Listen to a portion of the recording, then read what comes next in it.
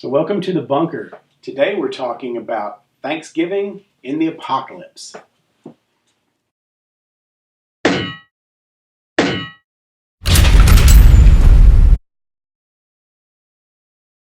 So we're fresh off of the Halloween season and we are moving into the holidays, and what better way to do that than with food? Even in a disaster, the best way to maintain morale with you and with your family is to hang on to traditions and not abandon the things that you used to do or would have been doing at any given time just because there's a bad situation going on around you. So tonight we decided that since it's almost Thanksgiving, we're going to do a post-apocalyptic Thanksgiving dinner by bringing up some Mountain House and Backpacker's Pantry meals and cooking up a meal that would be a satisfactory substitute in the event that you either couldn't get or couldn't prepare a traditional Thanksgiving meal. So what we've got in front of us is the main course is going to be the Mountain House turkey and dressing casserole. That's the closest thing that we can find to a traditional Thanksgiving dinner. So that's going to be our entree. We're also going to serve that with Mountain House macaroni and cheese, with the Backpacker's Pantry mashed potatoes. I think it's mashed potatoes, garlic herb mashed potatoes. And then we're going to top that off with the Backpacker's Pantry hot apple cobbler mix. Now, a lot of you are going to be looking at this going, well, that's a whole lot of carbs. But I mean, honestly, Thanksgiving dinner is all about indulgence. Comfort foods are called that for a reason. And if you're in a disaster situation and you're trying to get by and you're trying to create a good morale situation with your family, then you're going to indulge a little bit. Yeah, it may dip into the reserves a little, but whereas one of these meals kept for another day might sustain you a little bit longer, you may already be in the position where you are about to give up because your morale has gotten so bad. So Thanksgiving's here. We want to celebrate. We don't want to be sad. We don't want to be thinking about the disaster. We want to take just a little bit of time and make something for the family that's going to make them feel like things are normal again. Like they're not in the middle of a disaster and things are bad all around. We want everybody to be happy. We want everybody to be stuffed. We want everybody laying on the couch after they get done eating, thinking about watching football because the TV's out and they can't watch it. So maybe we'll just go out in the yard and throw the ball around or something like that. So what we're going to do is we're going to prepare the meals as per the instructions. The dessert takes a little bit more involvement to cook. We actually have to cook that separately. But for now, we've got some water boiling. We're fixing to add it into these pouches, and we're going to make dinner for the family. Now, the other two members of the family are here. They just chose not to participate in the video. One of them is not feeling well, and one of them is occupied doing some other things. But we are going to make sure they get some of this food. We are not going to sit here and eat all of this by ourselves. And we don't have our baby taste tester this time either. Yeah, the baby's not here. She's back at home. And so it's just going to be us trying this out, seeing what's good and what's not, and deciding if we want to stock up on this in the event that we are actually forced to do this for real sometime. So we're going to try this out. Give us a minute to get everything prepped up, and we'll be right back. All right, so we have our boiling water put into each of our 3 dinner selection pouches. Let's talk a little bit about what we've got here. So the mac and cheese, this container is actually 3 servings in this. And I think their intention is that it's 3 servings as if you were eating that as your entree, not just 3 side servings or whatever. So that's going to be a lot of food in this when we're done. And this particular mac and cheese has 13 grams of protein. I'm not sure where it comes from. There's probably protein powder or something like that mixed into it, but that is a lot of protein. This one has 320 calories per serving, and there's roughly 3 servings in here. It's 680 milligrams of sodium per serving. So that's a decent calorie count. It's a lot of sodium, but it's not a ridiculous amount that's off the charts. I've seen that go a lot worse. Yeah, but that's also kind of the point of these kind of meals too. So the Backpacker's Pantry garlic herb mashed potatoes. It's a 2-serving package, 170 calories per serving, and 5 grams of protein in that.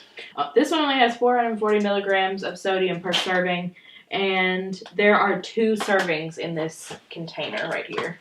So what do we got down the end? That's our entree. This is our entree. This is the home-style turkey dinner casserole. It's stuffing, white turkey, and vegetables. This one is 2 servings. There's the timer. Which one do we need to stir? That one. This one? Yes.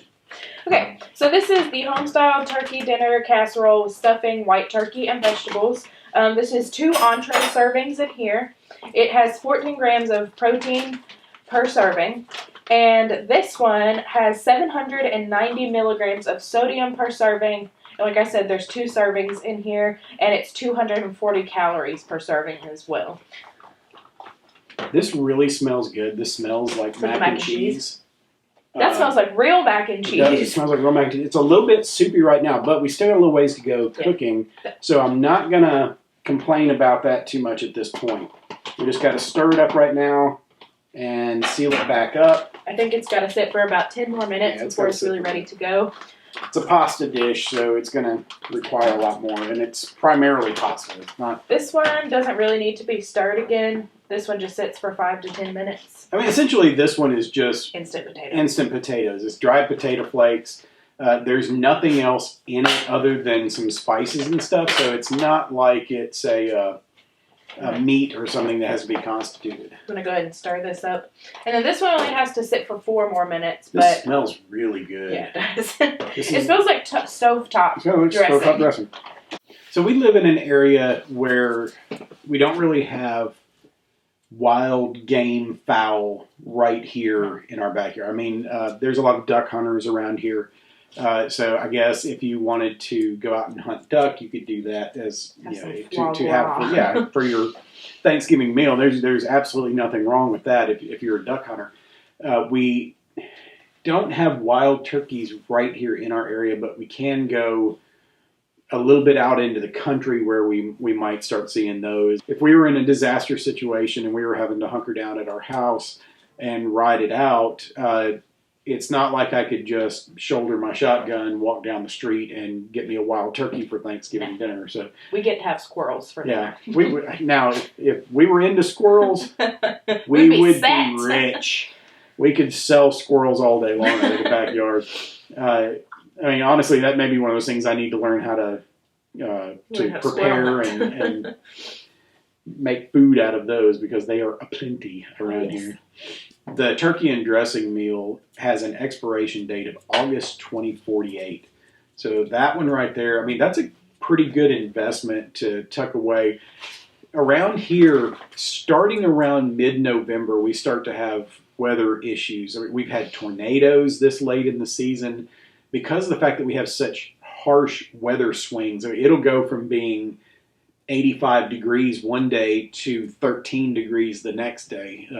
Or not this month. Earlier last month, it was 100 degrees in October. Our temperature went from 100 degrees to 38 degrees in a matter of 2 weeks. So we do get some extreme weather sometimes as a result of that. We had a ice storm a couple of decades ago, and it was devastating to this area. But it knocked out power. There were some people that were without power for a month, maybe 2 months.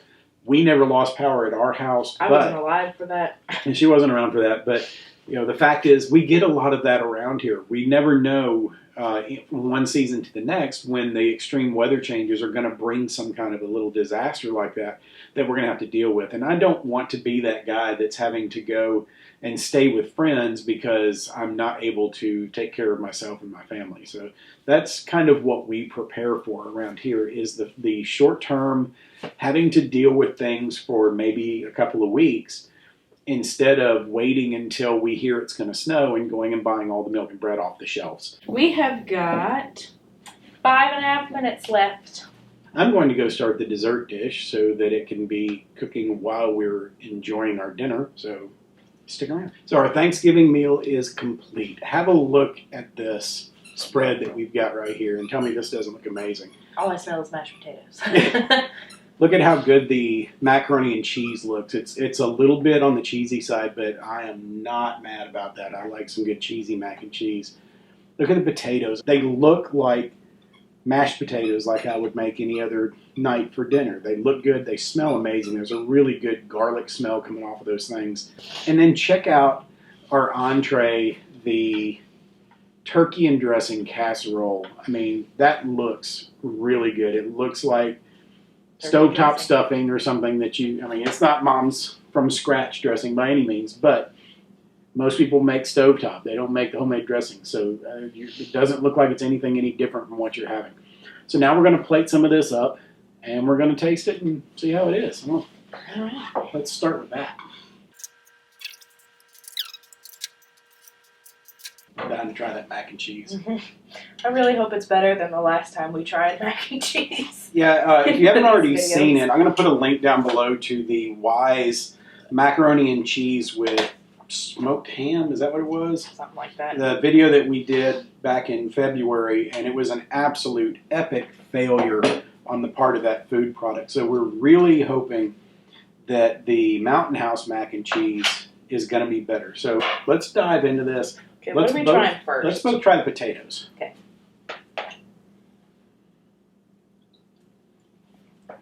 They're a little bland, but they need some salt. Could definitely use some salt, but I mean, they're basically just instant mashed potatoes. They have a little bit different texture than your standard instant mashed potatoes. But let me get some salt. The thing you have to keep in mind with meals like this is that you're not eating this out of preference. As far as food that you're eating out of necessity, I mean, it's not bad. No. A lot of the Mountain House foods kind of have that packagey flavor. Like, they kind of taste like the package that they come in. Which, I mean, it's not a bad flavor. It's just there. That did make it a whole lot better. Yeah, that's a little more like the way I make them at home. All right, so let's try the mac and cheese. Okay. Please a little don't gun shy. suck. A little gun shy. It smells good.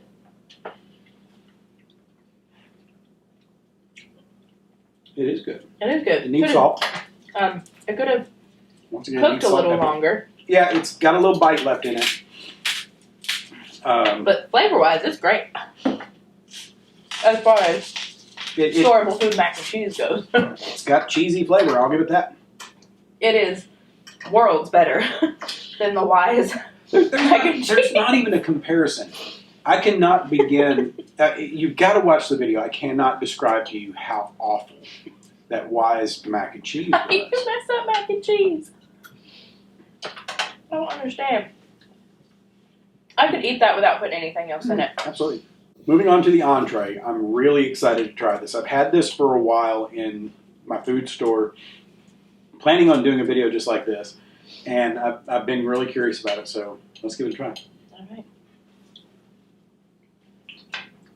Tastes like stovetop. It's actually really good. That is really tasty.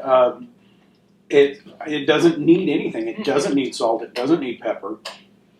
It's very good. The flavor is all the way through everything. There's no weird textures to it. No. The turkey is reconstituted nicely. I mean, what this tastes like to me is I know that some people don't do a turkey and dressing. Some people do turkey dressing, which basically they pull the meat from the turkey, they put it in the dressing, and that's how they serve it. That's Especially what this is. And that's what it tastes like. It tastes, obviously it tastes really good.